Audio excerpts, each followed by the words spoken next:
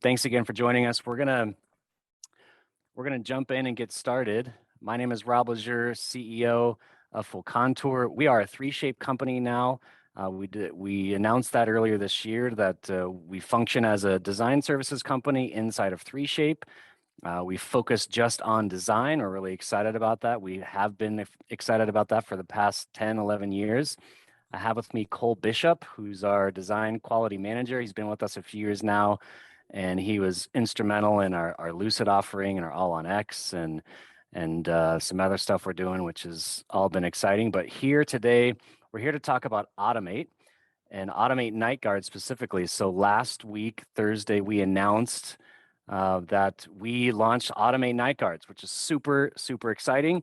You guys have probably heard that we've had Automate Crown out in the market for a few months, and we'll highlight some stuff on that as we go.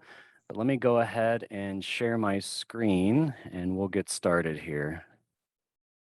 All right, so we're here to talk about 3Shape Automate Nightguard, which is an AI design platform. It also does crowns as well. We'll talk about that. And we also have Keystone here to talk about 3D printed resins for night guards. And here's our team today. Oh, there we go. Myself, Rob Lejeune, CEO of FullContour. I have with me Cole Bishop. And Ira, why don't you introduce yourself and your team there at Keystone? Thanks, Rob, and thanks to the whole FullContour and 3Shape team for having us. We're really excited to help support this launch. With us today to help out with this are a few members of the Keystone Industries team. Doug Statham, who runs our digital sales operations globally, is with us today to help talk about some of the workflows. And then we also have with us Will Gross, who's our Director of Product Development, and Ben Taylor, who is our 3D engineer, runs all of our validation and testing in our 3D lab. These guys really have spent time working with Automate to determine how well it's working with our workflows with KeyPrint Soft and KeyPrint Hard. And they'll talk a little bit about some of the technical aspects of how to optimize the results with these workflows. So thanks a lot, Rob. Really excited. Absolutely. Super excited to have you guys. And Ira, I'm going to have you just tell us a little bit about Keystone. You're not the implant company, you're the materials company, and you guys have been making awesome materials for quite a while. So just tell us a little bit about Keystone. Sure. Very, very, very briefly. Keystone is a full service manufacturer, medical device and drugs for the dental industry. We have been making photopolymers like 3D printing at scale for about 30 years for the cosmetic nail industry, our other major vertical at Keystone Industries. We have 4 ISO 13485 medical device manufacturing sites in Pennsylvania and New Jersey. We have global sales offices, not only in the US, but in the Netherlands, in Germany. We have warehousing in China. We have about 4,000 to 5,000 SKUs across laboratory, digital, operatory, and preventative offerings in the dental space. We maintain compliance to make sure we're manufacturing in the safest way possible for drugs and for medical devices. And the dental company's been around for about 100 years. The current ownership's owned it since the mid 70s. And we continue to innovate across all products, but have spent a lot of time over the last 5 years working in the 3D space to be an early adopter of being a material supplier on an open source basis to many platforms and many users throughout the dental field, both labs and clinicians. And we're really, really excited about this platform, Rob. I think one of the things that really excited us when we started out with the 3D printing business, and I get asked this question a lot, why did you guys start focusing on night guard applications like KeyPrint Soft and KeyPrint Hard? And it was really for a couple of reasons. One, we saw the ability to change the way these devices that are really kind of essential, bruxism and TMJ are pretty widespread conditions, and with the growth of implants to protect dentition against zirconia, really essential tool in the arsenal for dental professionals.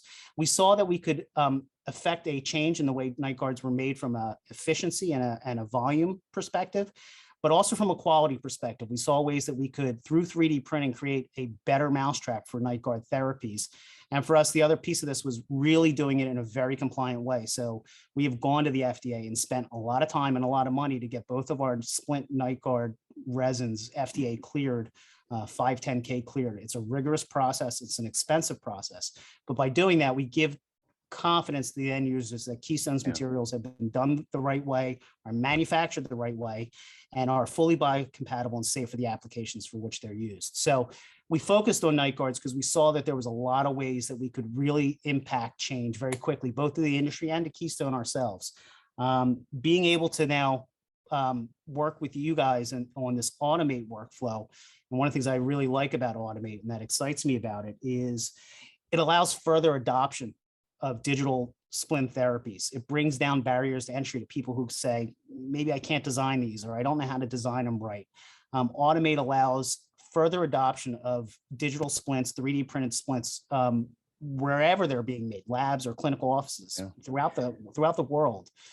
Being able to lower barriers to entry and allow adoption of these therapies and deliver better patient care. So we're really excited about what Automate can do for this area of dentistry. Yeah, thanks for that, Ira. We're excited to work with you guys too. And obviously, you know, Automate exports an STL file. We'll get into that, and you can print whatever you want with it. But, you know, Keystone as a validation partner was really critical to us. And honestly, it was just derived by, we have a ton of lab partnerships, and a lot of them, I'd say most of them, are using the KeySplint materials. And it's got a great reputation already. And so, you know, that's why we wanted to reach out, and we're super grateful that you guys are here. And you have some interesting insights. If you want to just talk a little bit about bruxism in general and how there's a huge need, a huge market, a huge opportunity for labs to offer great patient care. You know, tons of labs already have a 3D printer, right? It's now just a matter of, you know, getting that resin in and a workflow. But talk to us a little bit about bruxism and what you guys see.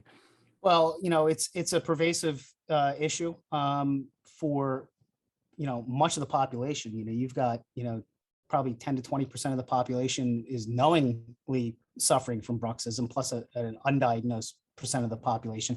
You've got some very significant patients with jaw disorders, TMJ or TMD.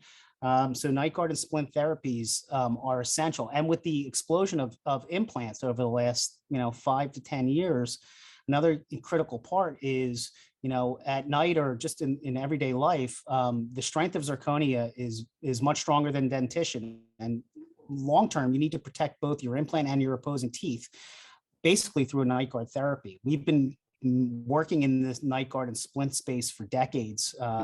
We have a full array of thermoformed options and materials for the space, but we really saw that we could help patient treatment and really patient compliance, which is another big part of this thing. Is the device has to be comfortable, and the patients are going to wear them and not throw them out of their mouth an hour into their sleep cycle.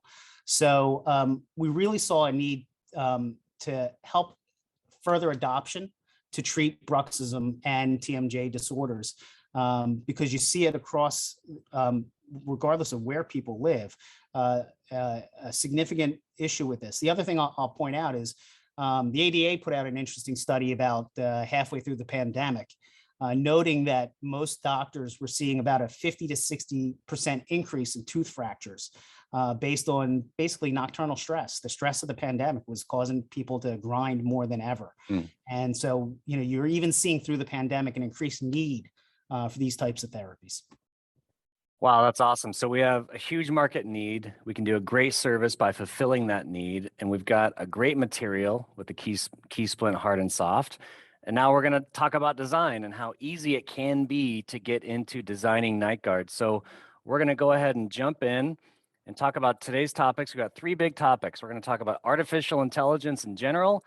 We're going to talk about Automate AI night guard design. And then we're going to talk about 3D printing night guards with KeySplint material. Super exciting. So we're going to go ahead and jump into the discussion on artificial intelligence. And I'm just going to pose this question to you guys out there. What do you think about just artificial intelligence in general? What kind of emotions does it, how does it make you feel? Does it excite you? Does it scare you, right? And in some ways you may think, man, AI could really help my life. It could help me work faster, better, right? Or some of you might be thinking, man, AI is it can hurt, right? It could do something bad, right? Like the Tesla self-driving car, right? If you saw someone asleep at the wheel, like completely conked out, and they're going 50 miles an hour down the road, like you'd be like, dude, I don't want to drive next to that guy, right? Even though he's got AI driving the car. So in the discussion, you know, some people think, you know, well, AI is here to steal our jobs, right? And That's a scary question. And I love this quote. It's from my brother. He just kind of off the cuff said it, but it's true. You know, AI can fly a plane, but we still want a pilot in the cockpit. If you boarded a flight to London and there was no pilot, but like, oh, hey, don't worry about it. We got AI flying this thing, will be good. I mean, we want an educated pilot at the helm. I mean, when that pilot landed the plane in the Hudson River, you know, that was just instinct and skill all coming together as a pilot to take over. So there's this awesome TED talk that by a guy named Kai-Fu Lee. Look it up. I highly recommend it. And he's spent a lot of time researching AI. He's been in it for many, many years. And he shared some stories, and he shared kind of this four quadrants of how to think about AI. And in these four quadrants, we see how AI could fit or not fit. So in the upper right is where you have a compassion and creative job, right? Like creativity or strategy. So that's humans are going to be needed for a long, long, long time in that upper quadrant, right? They're not going away anywhere. But then the bottom left, you have optimization, and you don't really need compassion, right? It's just, you know, assembly line work. Those are ripe areas for artificial intelligence to help. And then in the upper left quadrant, we have, you know, it's like a human helper, right? A human using a tool as AI. And the bottom right, you know, it's kind of maybe this blend or this slow mix. So as we look at these four quadrants, he outlined some jobs or some types of positions that would go in there. So in the upper right, we have a business owner, a leader, a doctor, a social worker, a hairstylist. Those aren't going to be replaced by AI anytime soon, right? When you want to get your hair done, you're not going to go to see a robot. You're going to go see, you know, Bob at the barbershop or whoever your hairstylist is, right? Or it could be a teacher. Oh, hold on one second. There we go. A wedding planner, a tutor, a financial advisor. Then on the bottom right, a writer, a plumber, a graphic designer, an artist. And then the bottom left with radiologist, fast food, loan underwriter, assembly line work. And so in this bottom left quadrant, we can look at those types of jobs and say, yeah, like artificial intelligence is probably gonna address a lot of those jobs. But what about dentistry? Right? What types of jobs in dentistry? And so then I started thinking, I started to go think about what types of jobs in dentistry do we see on here? And it's really all over the map. They're business owners, lab owners, right? You're not going to be replaced by artificial intelligence. Hairstylists, I was thinking of the gal that comes in for that single central custom shade, right? She wants to come see a dental technician to take care of her, do the shade match, take care of it, make sure it looks great.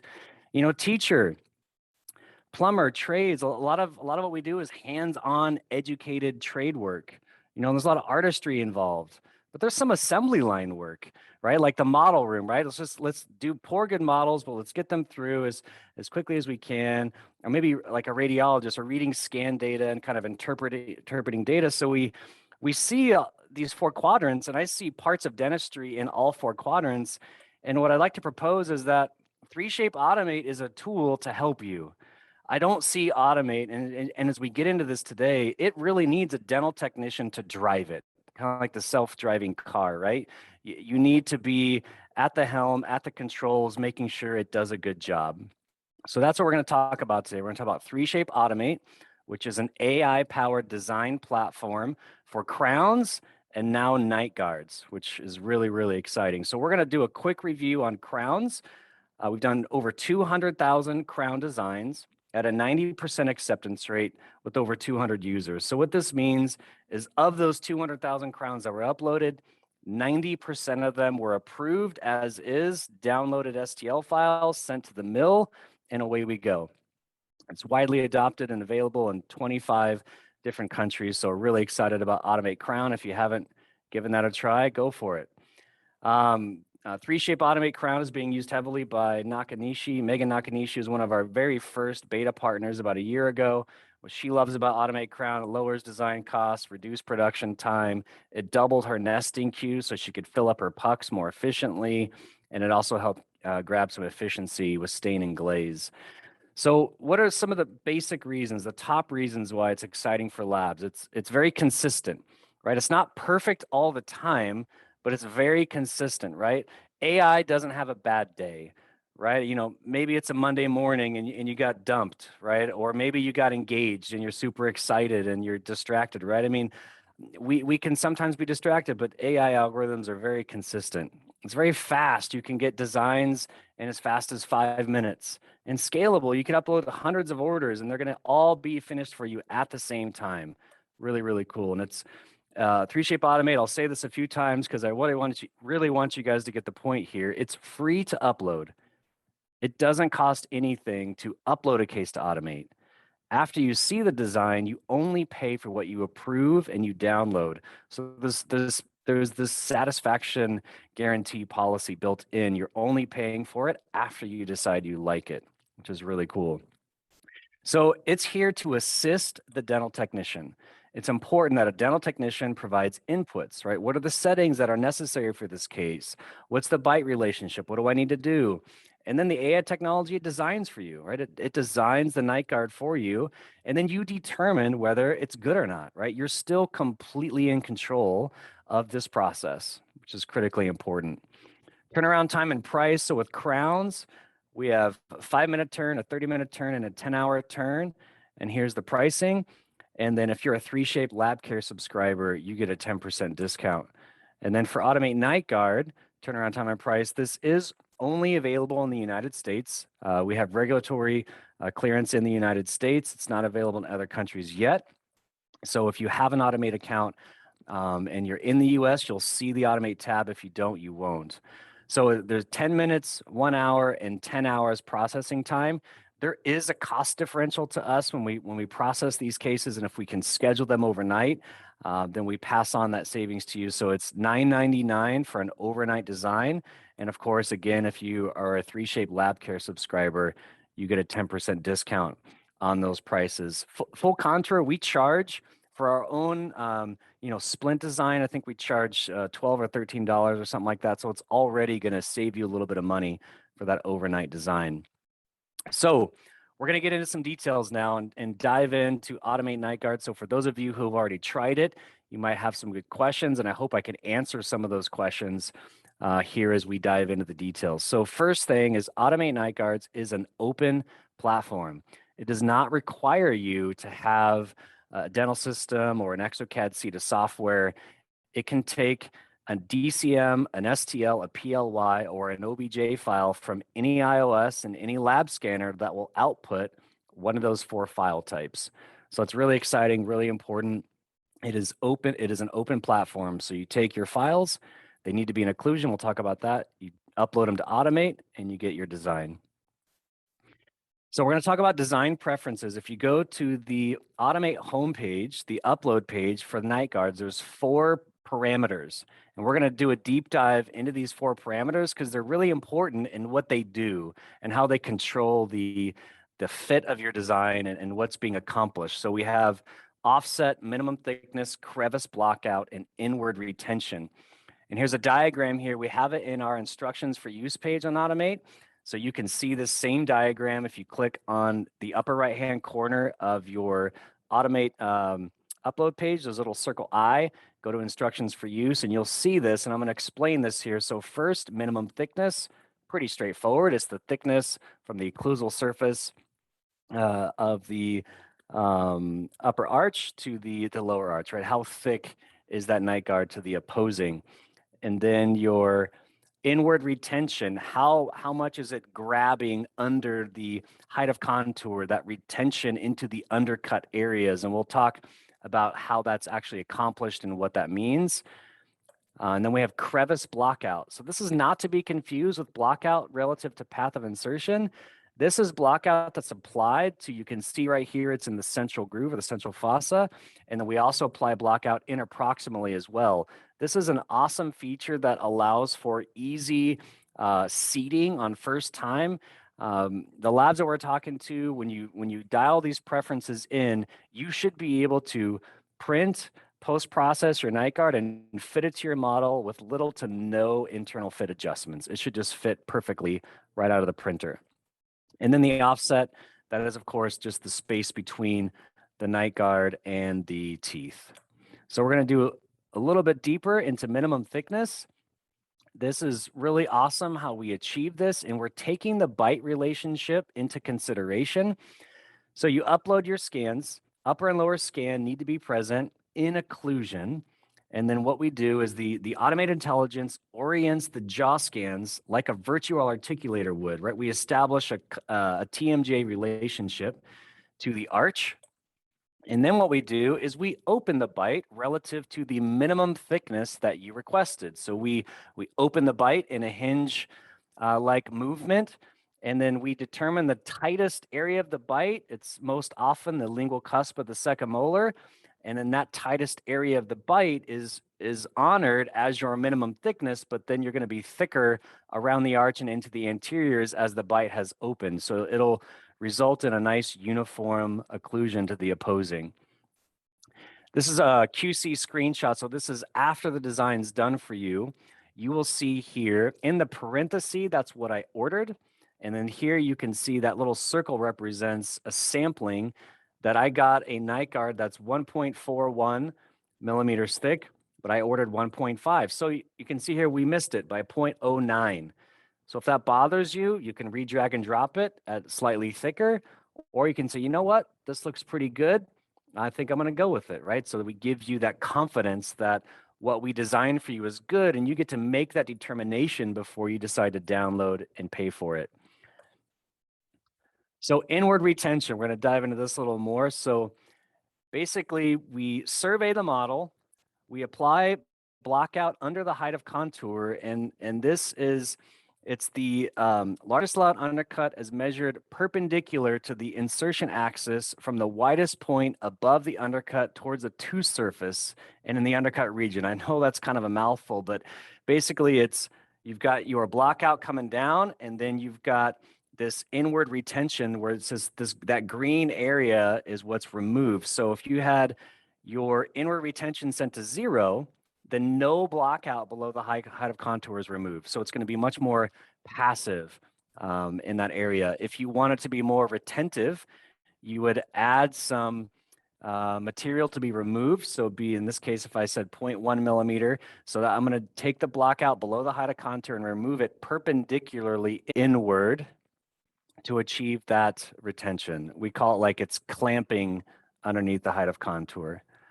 All right, and then this QC image here, you can kind of barely see them, but it's looking into the intaglio surface of the night guard. We show you this before you download and pay for your design. You'll see these areas of magenta, which is to show you here's the area where the night guard is engaging into the undercut.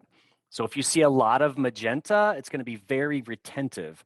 And if you are printing a key splint hard, maybe you should be concerned about that, right? You don't want it to have too much retention with the hard material, because then it's going to be very difficult to go in and out. But again, it's dependent upon the materials you use and your printer settings and all of that kind of stuff. So crevice blockout, this is virtual wax filling to block out grooves in interproximal regions. So we have a few different settings. The minimum setting is very light.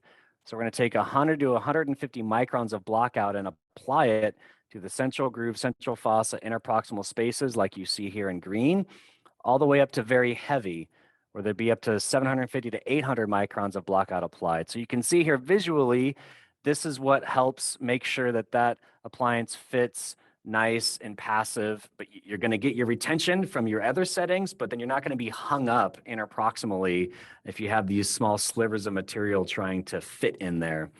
So it's a really cool setting that we have for Automate Nightguard. So an important point that we're going to hone in on is the bite must be in centric occlusion when you upload it, and we're going to show what that means, right? You got a bite, it's in centric occlusion.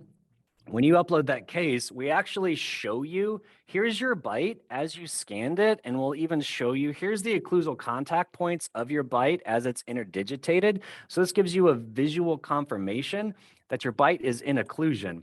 And then when you see that, now I see in this upper left screenshot up here, this shot here shows me that's the night guard against my opposing arch. So I can see nice, even, uniform occlusal contact to the lower, which is awesome, right? So this night guard should, if the internal fit is good, which it should be if you've dialed in your settings, this is really going to have amazing uniform occlusal contact around the arch. It's going to fit great, function great. It's going to be comfortable to wear. And so when you see this, you should be like 2 thumbs up, rock and roll, ready to print. But what if the bite is open? what if you upload a case like this? What happens? Well, we're still going to design a night guard for you. What you're going to see though is your BIDA scan is opened, which you should pay attention to that. And then in the upper left, you see, well, there's no occlusal contacts. Well, we still designed a night guard. You could still use it. You could still fit it to your model, but you might have to make some fit adjustments against the opposing to make sure that fits okay. But there's an easier way to solve it is you could take the case into, so how do we fix this? Take the case into dental system. You could articulate your bite, save your bite, upload the case back to Automate. And this is that same case. We articulated it, re-uploaded it, and we could see we solved the problem here. We have a nice even occlusion because we adjusted the bite or closed the bite in dental system. So if your doctor is taking scans and the bite's slightly open, that will affect the fit. So you definitely want to make sure it's interdigitated and that your bite is in full occlusion, as that'll affect the fit and function of the night guard straight out of the printer. And so this is what you want to see, blue contacts around the arch so you have some nice even occlusion. This is a live Automate Nightguard case printed with KeySplint Soft on the carbon printer from Kayla Nakanishi. She's been fantastic to work with. And what she tells us is that the Automate Nightguard it's easy to customize for the perfect fit with little to no adjustments. And she loves the consistency of the design and the ability to scale as many as she needs for that day. So I think that's really, really exciting. They're blowing it up with KeySplint material, and they're super, super excited. So I'm gonna hand it over to Cole.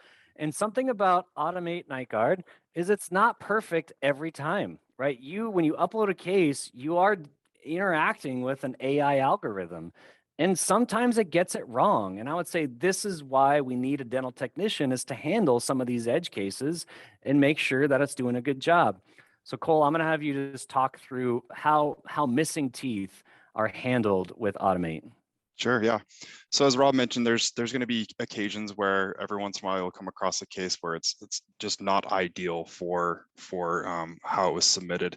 So one thing I like to kind of point out with this is if you have a case where you have a missing tooth, for example, Automate is going to still design that night guard.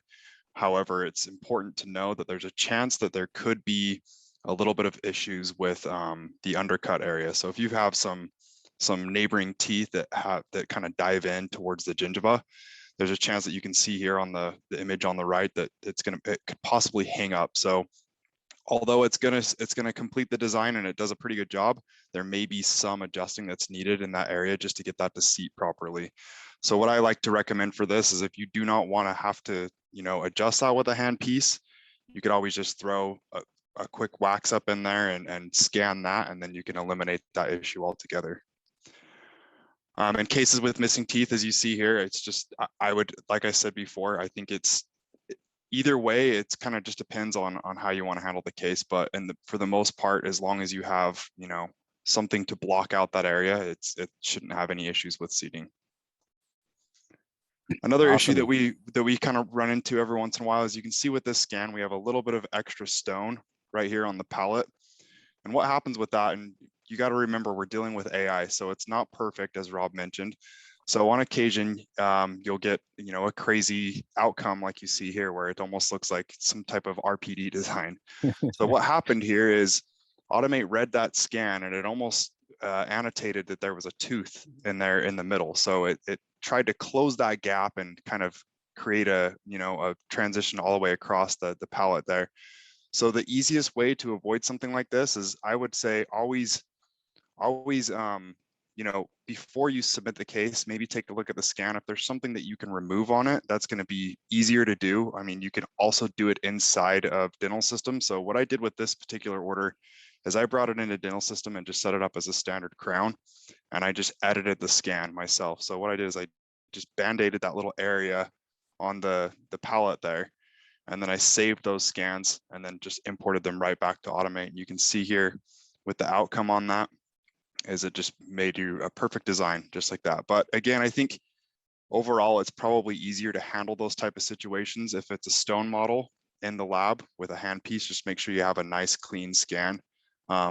We do see this on occasion where if there's like a little tail on the posterior of the last molar, maybe just knock that off a little bit prior to uploading and you should have no problem with it.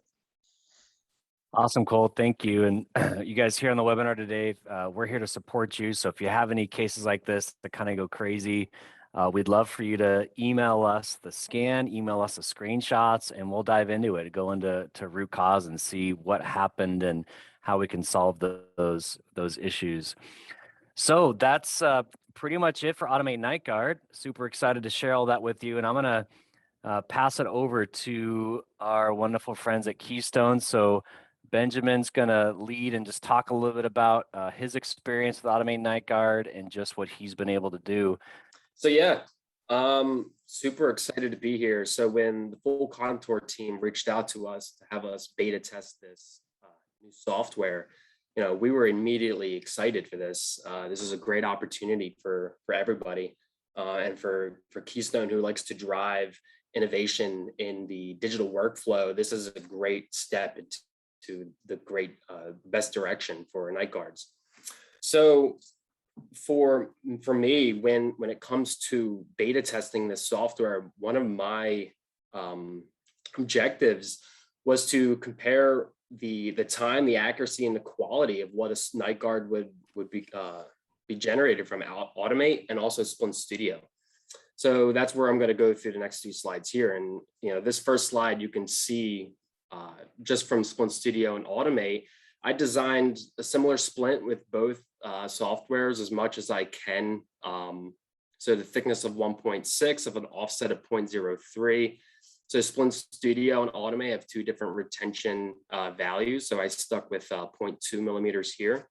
And you can already see when it comes to articulation that the accuracy between both is fantastic. And just the overall quality of the splint just in this view definitely shows that Automate is doing it right. So for manual adjustments, on my end, I wanted to take a look at what Splint Studio would do and what Automate does naturally. So Splint Studio, this is a 5 to 10 minute job when it comes to one night guard, and evaluating that manual adjustments, getting those warning symbols that allow you to adjust the manual adjustments based off the thickness. That's going to be the outcome.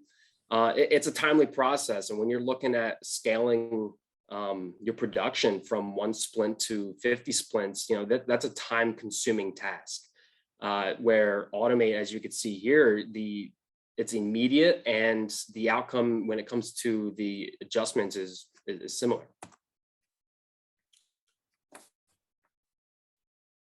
Okay, so accuracy. In my point of view, I love AI, and that's the first thing I'm going to look at as well.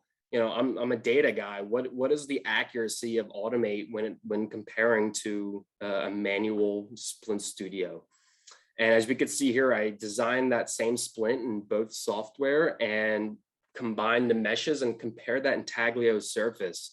And as you can see here, we're about 85%, but I have high confidence that we're really looking at 95% or above in accuracy. And that's because the blockout differences both in Automate and Splint Studio. As Rob mentioned earlier, that crevice blockout, which is not available in Splint Studio, it's a great opportunity to allow a quick design for a great fit and comfort for the patient.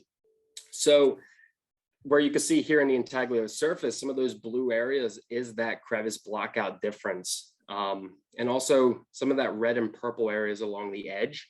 So Splint Studio, you have to outline your entire splint, figure out where exactly you want that ridge to be, which is also a manual process. And I did my best to try to design that splint in the same location as Automate, but that would account for some of that accuracy difference. But overall, as you can see with the intaglio surface, we're looking at a very accurate splint and received that within 10 minutes. Fantastic on our end. Okay, so Keystone, for the past few years, we've been committed to streamlining that 3D digital workflow. And, from scan to print and to curing and even post-processing, it's important to save time, and be able to optimize your process. So with that, going to the next slide. So with that, and with Automate now coming out with this AI software, you're going from an iOS scan to a design to a full printed and post-process splint in under 3 to 4 hours. This is fantastic. You're looking at same day designs being done. I know I saw a question already about, what are some general settings for this Automate for some beta users. And, we worked well with some of our closest printer partners on what they would recommend using their specific printers. And as you can see here in this chart between Keystone Soft and Keystone Hard, we have a soft range of recommendations when it comes to design settings. The big important part here is, as a resin manufacturer, we leave up to that design up to the dental professional. However, for the most successful splints, from talking to all of our the labs and dental professionals, is we've seen really good success with a thickness of 1 to 1.5. And with that, we've also seen a very successful amount of splints being designed with an offset around 0.03 to 0.05. The one thing to keep in mind is if you're going to vary that thickness between 1 and 2, that is going to adjust what your recommended setting should be for retention and offset. For example, a thicker hard splint, you're going to need less retention. As Rob mentioned earlier, it's a harder splint. You're going to have those different mechanical properties when in the mouth. You're not going to want such a tight retention around that tooth. It's not going to be super comfortable for the patient. And, as Rob mentioned earlier in the slides, is you have an opportunity to send these different cases with different settings and be able to visualize exactly what type of splint you're going to be receiving before you even have to pay for it, which is a huge benefit for any dental professional. So one of my favorite features, being on the technical end of this, is Automate Nightguards. Once that design is paid and downloaded, it is automatically oriented in a 45-degree angle in the XYZ plane. So when you're putting into any slicing software for any printer, it is automatically going to be positioned in this orientation, which is fantastic for time savings. When you're doing one splint, it may take you maybe 5 to 6 minutes to fully orient and support. But when you're talking 10, 15, 20 splints, this is a 20-minute process that, can be done in 5 minutes just because it's a quick orientation, quick support. This is a great addition that the Automate team was able to do. Hey, Ben, is there some reason that 45-degree angle is optimal for printing night guards or splints in your experience? Yeah, so when printing splints, Keystone, we usually recommend printing within 35 to around 45, 55-degree angles. And, it really depends on what the dental professional is looking for, a quick print, a longer print. But when it comes to 3D printing in general, 45 degrees is your most optimal orientation when it comes to both peel forces with the 3D printer and accuracy and quality within the splint. So as you can see with this slide here, the best nesting strategy is where Automate has, automatically oriented this part at 45 degrees. This is something with any slicing software you can able to adjust. If you need a print within an hour, you want to lower that to 25 degrees. Or if you need, to stack a bunch of prints and you want to do more vertical prints, you still have that ability, but this is definitely some time savings. And being in the lab, we've seen a lot of technical issues and concerns with some customers who are just seeing some failures here and there. And a lot of the reasons are the support settings. So this, I wanted to take a minute and kind of show these recommended settings. When you're supporting Keystone Soft and Hard, these are the support settings we do recommend for an optimal and just overall safe print. And as you can see here, this is the splint, that top left photo So that was the splint that I designed off of Automate versus the splint that I designed off Splint Studio, which is in a full vertical orientation. I ended up putting both in a 45-degree angle, and I was able to have this design printed, and using our KeyPrint polishing kit, we had it polished and everything was done within the same day. I mean, this happened, just a few days ago, which the time, it's amazing on how quick this whole process is getting sped up.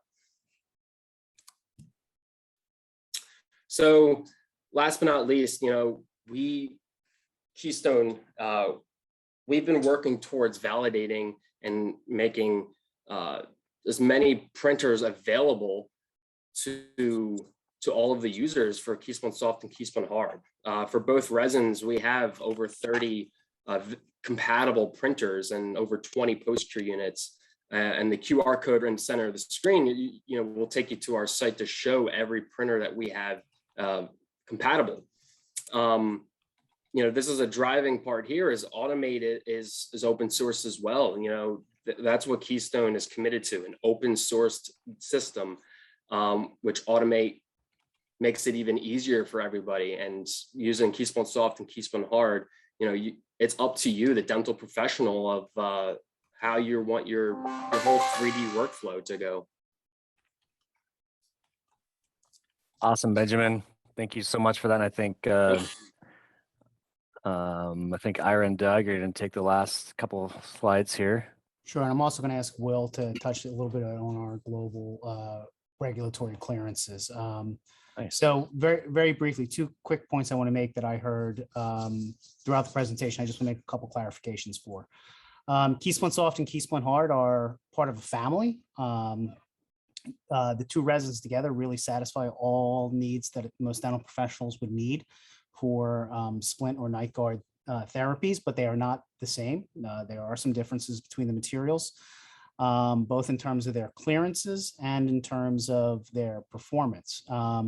Keystone Hard is a rigid hard splint. It's got a little bit more elongation at the break to give it some more life and to resist brittleness, but it is a hard, rigid material, and if your retention is too high, your patient will feel it. There's no doubt about it. Keystone Soft is more forgiving inside the body. Keystone Soft, its unique technologies, softens at body temperature. The material, while still very strong and resistant to bruxism forces, is a little more comfortable to wear. It grabs the undercuts and has a little bit more give, so you can actually have a little bit more retention with that. Will, can you talk to us a little bit about the regulatory clearances for the materials? Yeah, absolutely, Ira. So, key splint medical devices are regulated based on classification in different regions. So, how it's regulated in Canada may be different in the United States. But across the board, what you see is splint applications are generally class 2, so medium risk to the patient. So, in the United States, we go through a 510(k) clearance process, which the FDA reviews all the data, all the performance metrics for our materials, and give us that clearance before we're even allowed to sell it in the United States. In the EU, it's the same. It's a class 2A, which means that we have to go through a whole conformity assessment to make sure that the material is meeting certain benchmarks, ISO standards, things like this. Same thing with Canada and New Zealand and Australia. It's all class 2s. So we are approved for sale in all these regions for a variety of indications. Specifically in this situation, night guards is the most prevalent, but you can use it for a range of different types of splint therapies. 2 other quick notes on that for everybody. Keystone Hard has an additional indication for retainers, which Keystone Soft does not. So just making a note of that. We also have some additional clearances in new territories, including Singapore and Japan, that are rolling out. So we continue to work on regulatory clearances. Keystone takes this piece of the projects really, really seriously. It's a lot of time and a lot of money to go to the FDA and a lot of effort to get them to review and clear your materials. As we sit here today, only 3 night guard or splint materials for 3D printing have been approved by the FDA. 2 by Keystone, Keystone Hard, Keystone Soft, and 1 by Mix for Verisplint, which is a hard splint. None of the other materials that are, go ahead, Will. I actually wanted to elaborate on that as well. And not only are we 2 of the 3 that are FDA approved in the United States, but we are also the only 2 that are available on a variety of printers. Correct. It's an That open- also adds a lot of yeah. time and cost. It's an open platform. We spend a lot of time on validation. We probably have over 200 different workflows between printers and cure boxes. That's a lot of biocompatibility tests. I think these splint materials have probably gone through 250 different biocompatibility tests across all of our platforms. We do that not because we like to spend the money and time doing it, although I like Ben and want to keep him employed. We do it so that we can really deliver confidence and assurance to the end user, both patient and doctor, including the labs, that this workflow is safe and effective for these indicated uses. We put a lot of time and effort into that. So this is a big piece for Keystone. Thanks, Will. Thanks for explaining that. Can you get the next slide, Rob? Yes, sir. Just very briefly, and Doug's been in the dental industry for 20 plus years, mostly in the lab space. Before he joined Keystone, he's been in 3D printing companies like Structo and EnvisionTech, and he's worked in dental companies like Whitmix and Zahn, and has been involved with implant companies. So Doug's very experienced with dental labs and dental lab workflows and dental products.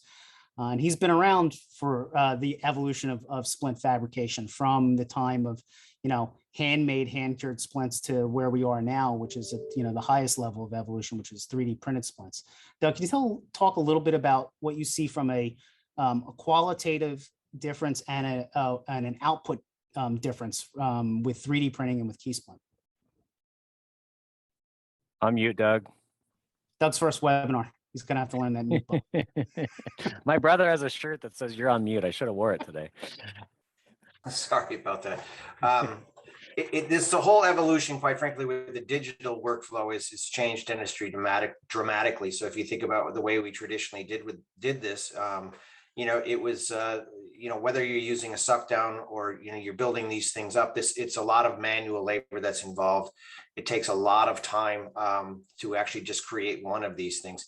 I think the marriage between an automated or AI formula and the CAM part, the manufacturing part of the CAD CAM solution is really going to change the industry, and has already changed, as Rob pointed out earlier, with the crown and bridge business, with already doing 200,000 of these crowns. I mean, we're talking about being able to deliver a more precise restoration, or in this case, a night guard, than we could ever do from a manual standpoint. So that the information that you're gathering from an intraoral scanner is much more accurate than a typical impression and then pouring of stone, between the expansion and contraction of the different materials. So the information that's coming in is a lot more accurate, but then also the outcome of that restoration is going to be changed dramatically too. So if you think about all the steps, as Iris puts these up here, that it takes to do a bite splint traditionally, there's so much room for error. Whereas what we're doing here,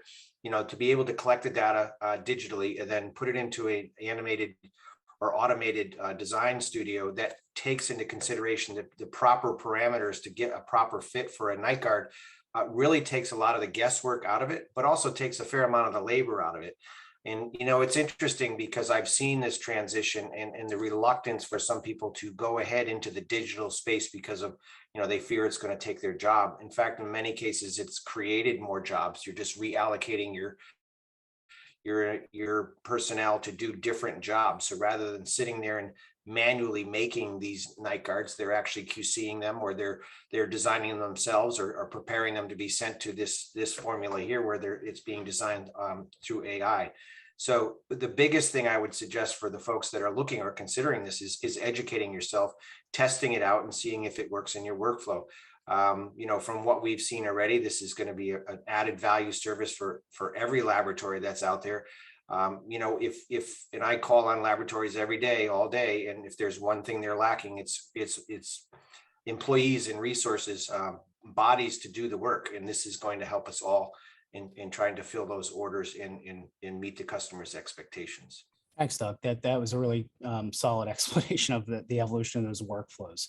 And really, as I said at the beginning, one of the things we really are excited about Automate is it further allows for easier adoption of some of these workflows and to, help take some of the fear out of digital dentistry. We're really excited that this technology is going to lower the barriers to entry and take away some of those digital fears.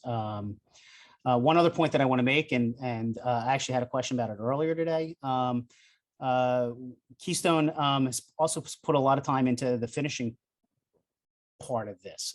So we feel free to please check out our KeyPrint webpage. Our YouTube channel for Keystone Industries has 2 or 3 excellent polishing videos to show you exactly how to use this workflow. And now Keystone, about 2 months ago, kitted all of our materials. And now you can buy a key polish kit with all of these options that allow you to very quickly, probably in a 7-minute process, take a unfinished, unaesthetic looking cloudy part like you see on the screen on the left, and finish it to a very high shine, aesthetic, translucent material. Very easy to use, and we've created both written protocols and video instructions to make it really super easy for the users to adopt this last piece, both in terms of delivering and a little bit of the touch and the feel of it. Rob's wearing one that he hasn't polished up. Yeah. Perfectly and biocompatible, but some people prefer to get those layer lines out, make them a little bit more comfortable for the touch inside the mouth, and then for aesthetics. And polishing is obviously recommended, but it's not required clinically, right? Correct. If a lab wanted to sell them unpolished for whatever reason, you could, right? You could. Awesome. From our experience, most people want to have something that's finished, and this is an easy way to do it. Last thing from Keystone's perspective is for the folks on the webinar. First of all, really grateful for your time to hear about this really innovative new design software and how it works with some of our workflows. We'd like to offer the folks who've come in and attended the webinar a promotion. If you use a promo code and go to our website or contact us through our promotions email, which is here on the screen, and use the promo code Automate 921.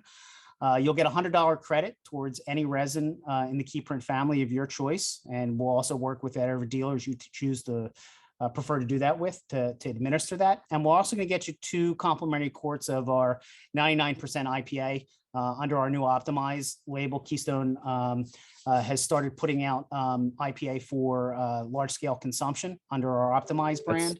And not for human consumption, right? Not for human consumption, for washing parts and getting them to the state where they need to be biocompatible and effective. You can get your drinking needs elsewhere. But to anybody who's on the webinar, please contact us. We'd love to, thank you for your time and attention today by getting you some material and trying out some of the new IPA we're selling. Thanks, guys, for offering that. That's super cool. And with Automate, you can try for free. If you don't have an account, you go to 3shape.com/automate, create an account. You'll get $50 free. So you could get up to 5 Automate Nightguards downloaded for free just to try it out. And then, print away. So super exciting. We're really glad to have you. I want to stop sharing so I can see all the tools here and then maybe take a few questions. There was a lot of chatter. Jesse, are there any questions that you think came in that we should prioritize? Can Automate take an OpenSTL file, or does it require just dental system order? Yeah, so it can take any file type, PLY, STL, OBJ, or DCM. So those 4. So we just need an upper and lower scan as a pair. Drag and drop, they need to be in occlusion, and we can design it. So it can also take a dental system exported file. It's just not required, right? So if you set up the order in dental system, you can absolutely export that and upload it as well. But you can also just take an upper and lower scan in their native format and drag and drop, which is really cool. So we had a question come in for lower night guard. So currently Automate Nightguard only is for uppers. So I'm sure over time we'll probably develop a little bit more into looking into lowers, but as it stands now, it's only available for uppers. Yeah, that's a good point. What we did with Automate Crown when we released it is I surveyed all the users like a month after we launched and asked for their feedback and what are the features that meant most to them. And one of them was the ability to edit the crown and dental system. So with Automate Crown, you can take the finished design back in a dental system. With Automate Nightguard, unfortunately for now, you cannot edit the design. So if you didn't like the border style or you didn't like some of the just morphology, so to speak, of the night guard, then you would need to take that, start over in like Splint Studio software. And Ira, someone had asked me before, you can add acrylic to these if you wanted to. You can. I always, every time I get asked that question, I always go, why would you do it in the design? But the reality Yeah. is at chair side, sometimes the docs want to add a little bit of bulk to the occlusal surface, particularly in the posterior. Keysplint soft and Keysplint hard are methacrylate chemistries, and most acrylics bind quite well to it. So we've worked on with several different acrylics. You can add in the adjustment phase some acrylic. You got to make sure you're curing it well, but yes, it will bind pretty well to these materials. Great. Jesse, some more questions? Yeah, it looks like we got another one come Okay. in. What are the default guidance options for guards? So as I was mentioning earlier, it is right now just for flat plane night guard. So there isn't any options to do like anterior guidance or cuspid rise or anything right now. It's just set for flat plane. The full contour. So we have a design business where we have well-trained dental technicians, where we design more advanced splints with all those special styles. But for Automate Nightguards, it's just a flat plane occlusal guard. Good questions. What about regulatory, Rob? Canada and other areas? Yeah, so similar to crowns, we launched in the US and then we went to Europe. We're looking at Canada, we're looking at other countries. So I can't give a roadmap of regulatory clearances, but obviously 3Shape's a global company, FullContour we design all over the world. So we're for sure going to be pushing for the software to get cleared. But I can't give an answer as to when on that, but keep bugging us, keep bugging 3Shape. Another quick thing I might want to add for everyone, getting a few questions here regarding default settings as far as what to select. I know it can be a little bit confusing at first. My overall recommendation, I mean, I know Keystone had a slide on that to kind of cover that, but in general, it's always best to start on a little bit more moderate side, a little bit less retentive. So I typically go with the inward retention at 0. And then kind of work my way from there. And as far as offset goes, like we have several different values in there, but if you find somewhere right in the middle and then just adjust based on that, that's always going to be, you know, somewhere where you can kind of actually dial things in. We've actually had 2 different customers in different parts of the US with the same printer, and they had wildly different settings. And we were in like, one was in Florida where it was really humid, and the other one was in a different state. And like some of the like just humidity and temperature of your location could affect the outcomes, right? And so that's why it is important for you to dial in those settings based upon your setup. Good questions. Maybe we'll go 1 or 2 minutes over. Jess, any other questions making it to the top of the list? No, I think we're pretty good. Saw a couple questions about nesting strategies, intaglio surface up versus occlusal surface up. I know both Will and Ben have a lot of opinions on this, and we've spent a lot of time looking at this, working with, and we have different partners who have different opinions than us. So Carbon is definitely one of those who chose a slightly different thought process on this. Will or Ben, just very quickly describe any impact of how you choose to nest those parts. Yeah. Yes. So, you know, I did see someone mention that for the Carbon, they do recommend intaglio surface down towards the build plate. I think Carbon's slicing software, their nesting software, they have integrated that whole strategy in there where they're able to, you're able to fully support that intaglio ridge without affecting any of the detail in the intaglio surface itself. Which is, you know, when it comes to post-processing and being able to not have to worry about supports on the occlusal surface, especially with manual adjustments, it is a very wise orientation. When it comes to, depending on what your nesting software is, the positioning and actually the support process can take a little bit of time. So, you know, we would always recommend any, whether it's the occlusal side down or intaglio side down, printing within 25 to 55 degrees. But as mentioned, really depends on the output of that customer and whether or not you want to go vertical, flat, intaglio surface down, occlusal side. But we've seen some very interesting different types of strategies that a lot of users been able to adopt. We just had a question come in. Will clear soft night guards be available outside of the carbon printer? I mean, it's already available. Yes, right, today? Right now today, the clear version is still only in the carbon clear system. There is a lightly tinted version for open source. To answer that question in a way that I can answer is stay tuned. That's the best answer I can give at this time. There likely will be coming about, but timing wise, stay tuned. Keystone will have news on that later. So the semi-transparent's available in the soft format for how many printers today? Probably 20 to 25 different printers at this point. If you go to our webpage, we do publish full information about printer validations and cure box validations. So if you're curious to see if your printing workflow is something that has already been pre-validated by Keystone as part of our Keystone compatible program, you can find that on our website. It's quite an array. And to point Will made earlier, we put a lot of effort into those validations across multiple open source platforms in a way I don't really think a lot of other printer companies are.